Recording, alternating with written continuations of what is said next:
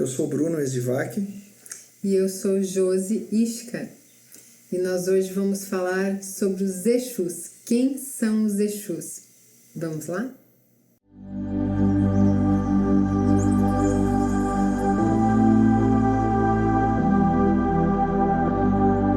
Quem são os Exus e as pombagiras? Um assunto polêmico que causa muito espanto e também muito preconceito.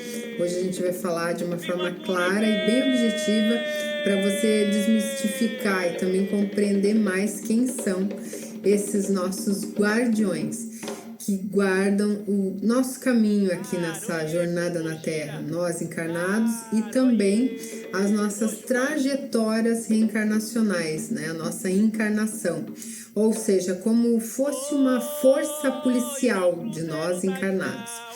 Então, nessas questões eles podem operar também nos ensinando, né, através das ações e reações que nós temos aqui na encarnação e também as nossas decisões e também protegendo muitas vezes de casos, em decisões, escolhas que nós tomamos aqui. Alguns são oriundos da nossa ancestralidade, né, que vem na nossa herança e genética, podemos dizer assim. Também são seres estelares, né, que protegem os seus semelhantes, ou seja, as sementes estelares que reencarnam aqui na Terra. Então, um fato bem interessante sobre os Exus é que muitos deles têm como se fossem acordos, contratos, né, para cuidar, resguardar essas sementes estelares das suas missões aqui na Terra, ou seja, eles são os guardiões de toda a trajetória reencarnacional e encarnacional de sementes estelares. Então, na Umbanda e no Candomblé, eles formatam essas entidades de acordo com seus tronos, nomes, hierarquias, mas é algo além disso, né? Além dos nomes e além das imagens. Os Exus são romantizados e são trazidos assim, né, em formatos muito feio, horrendo, né, de uma forma proposital, pois eles enfrentam demandas muito pesadas, né? São questões de inframundo mesmo, são muito densas. E seres malignos nas inferioridades desses padrões terrenos. Então, eles precisam se apresentar dessa forma, né, que a gente acha ali feio aos nossos olhos.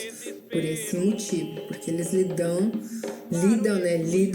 com essas forças malignas. Então, os Exus, eles não têm religião, né? A gente não determina uma religião para o Exu.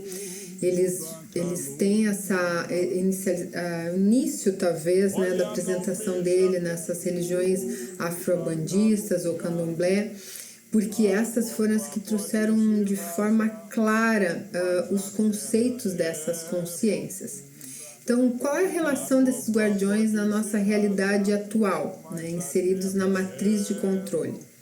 Bom, os Exus, eles equalizam as discrepâncias negativas, né, com positivas, dentro de um sistema que visa unicamente o lado negativo em crescimento e o positivo em decrescimento, ou seja, eles equilibram essa balança entre essas forças para que isso aqui não vire uma bagunça total e a negatividade ela tome posse e poder das consciências aqui encarnadas. Então existe sim um controle que os Exus precisam ter para não deixar que isso aqui vire uma baderna total, né?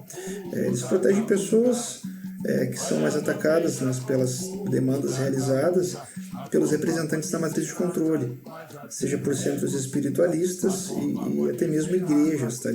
Como eles não têm religião, os Exus eles também perambulam entre diversos tipos de templos religiosos do planeta. Eles intermediam contratos e linhas de tempo dos encarnados. E de acordo com o merecimento daquele encarnado, eles agem aí auxiliando, né, anulando contratos antigos que foram feitos em épocas que nem mesmo aquele espírito se lembra. Então, tu imagina o grau aí da importância dessas entidades, né? Eles desmancham contratos que são às vezes herdados por gerações de famílias, gerações inteiras, de passados, né?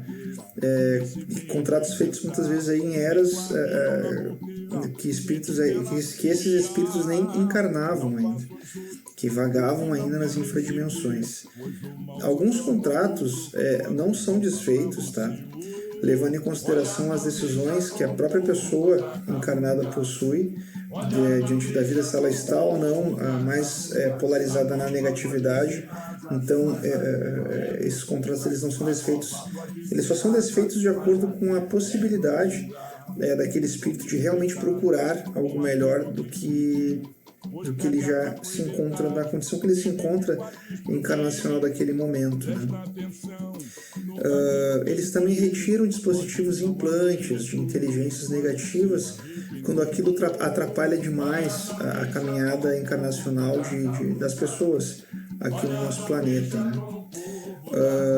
Intermediam relações em conflito de consciências mais acordadas que trabalham para a queda da matriz de controle, através de acordos e outras tratativas com entidades malignas. Ou seja, os Exus eles enfrentam essas entidades como necessário. E essas entidades malignas elas possuem uma conversação diplomática, muitas vezes, com os Exus. Para muitas tradições religiosas, as entidades de Exu, por serem compreendidos, né, são considerados malignos e trevosos diante de outras matrizes religiosas, que se sustenta, obviamente, e alimenta esse padrão preconceituoso em relação aos guardiões, né?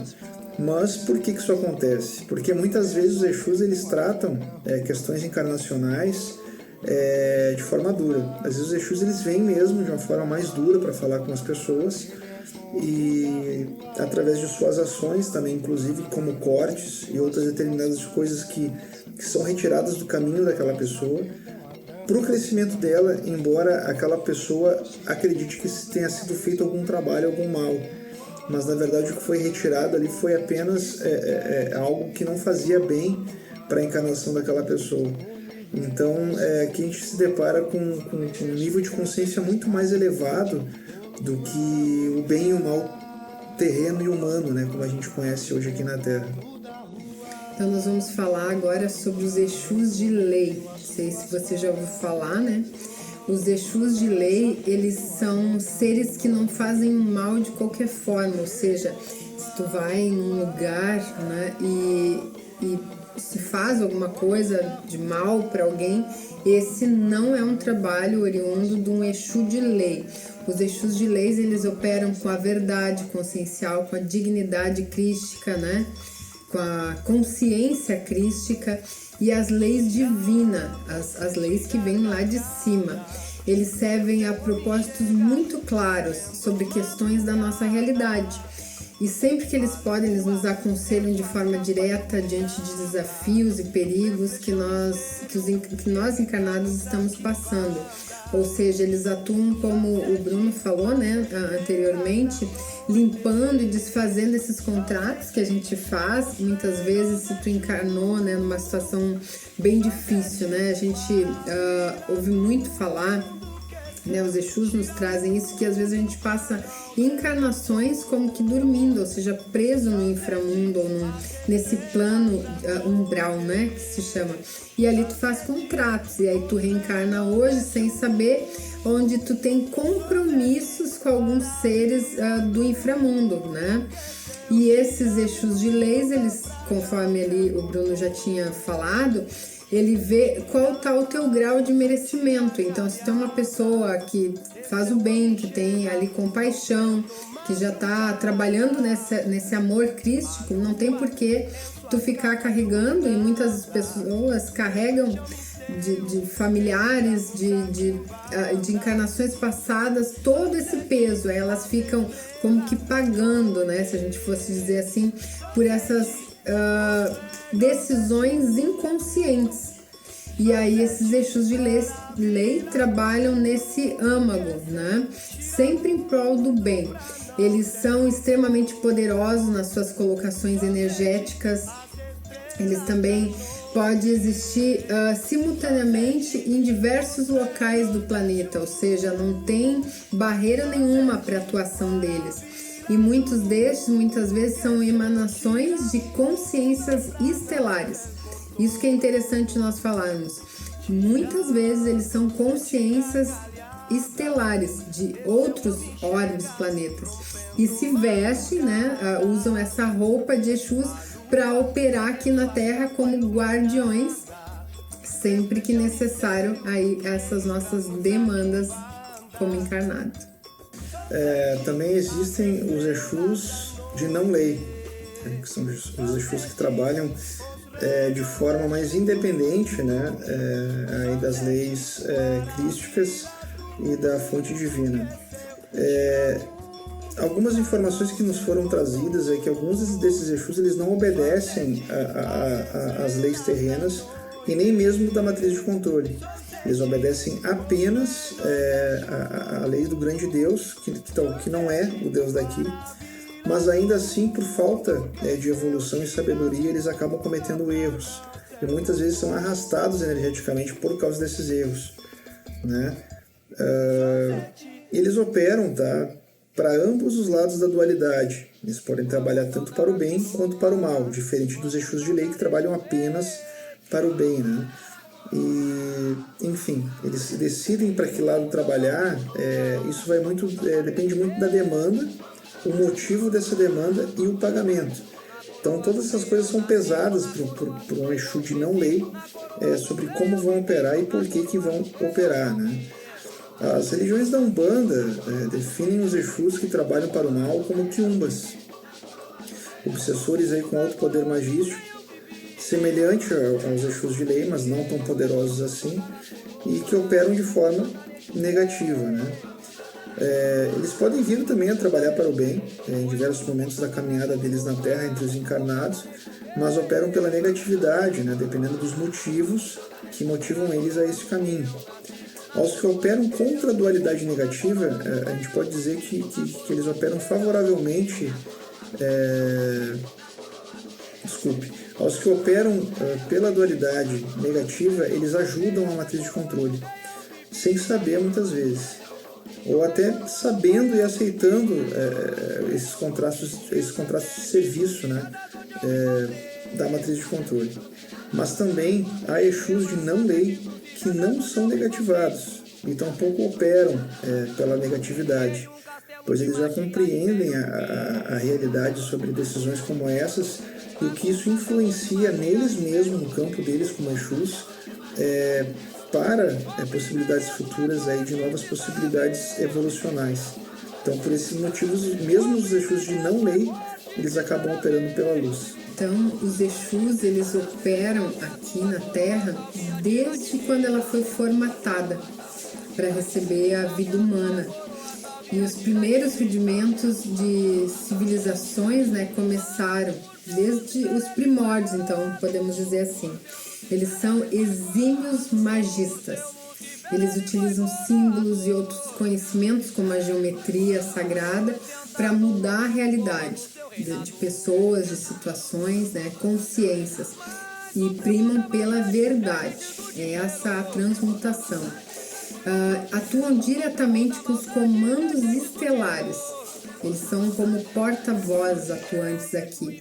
E eles conseguem fazer toda essa varredura, né? Realizar essa limpeza nas linhas de tempo de pessoas.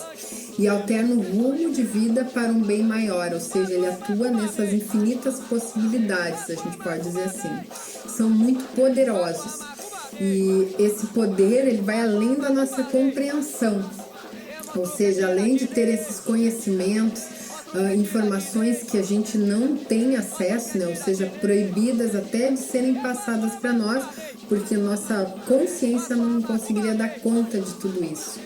Eles são extremamente inteligentes, são consciências com suprainteligência, instruídos, estudados, né? Estão sempre nessas atualizações, né? Que vem da fonte, e com uma consciência muito maior do que a nossa. Então, refutando claramente os conselhos, os conceitos, né, de que a gente traz sobre os Exus, de atraso, né, toda aquela a informação que foi passada.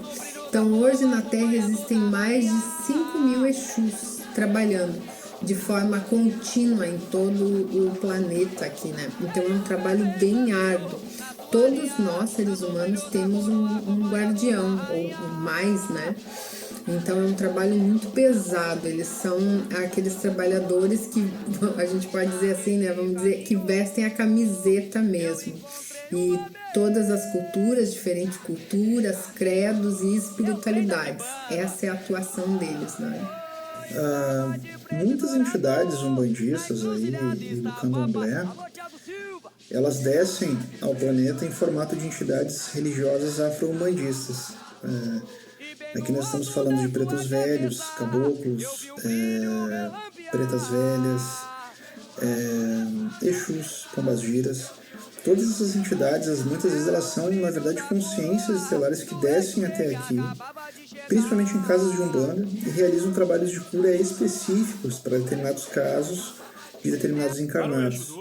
E esses encarnados muitas vezes nem sabem que são e fazem parte de famílias estelares que estão lá em cima, né, aguardando que a matriz de controle seja basicamente desligada para que essas consciências retornem para suas casas oriundas de onde vieram, né?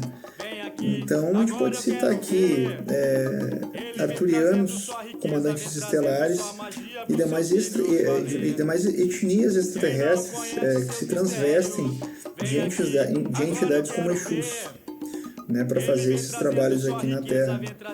Então, tem até um caso que eu gostaria de colocar, que é de um centro que eu fui há muitos anos atrás, onde eu acabei percebendo que aquele preto velho não era exatamente um preto velho, e eu perguntei, né, e ele sorriu para mim e disse: não, realmente você está certo, eu só estou transvestido de preto velho, mas na verdade eu sou de outro lugar. Então ele não falou mais nada, até porque ele não é autorizado a nos passar informações mais precisas sobre isso, mas foi uma situação bem interessante, assim, bem bacana. Então, esse vídeo aqui é para desmistificar e abrir um pouco, né? A gente expandir um pouco mais esse conhecimento desses guardiões que tem uma missão tão linda, que é nos religar aos nossos comandos, é nos tirar desse aprisionamento, dessa simulação aqui, dessa Matrix.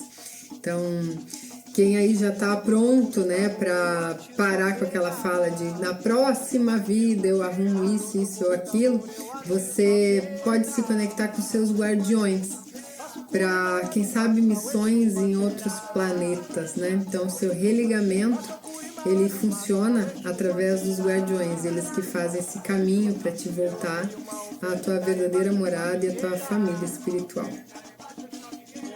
Então é isso, gente. A gente agradecer a todos que chegaram até aqui, né, no vídeo. Deixe seu like, deixe seu joinha, se inscreva no canal. E em breve nós teremos aí mais vídeos aí no canal Josi Ishka Expansão. Muito obrigado. Até breve.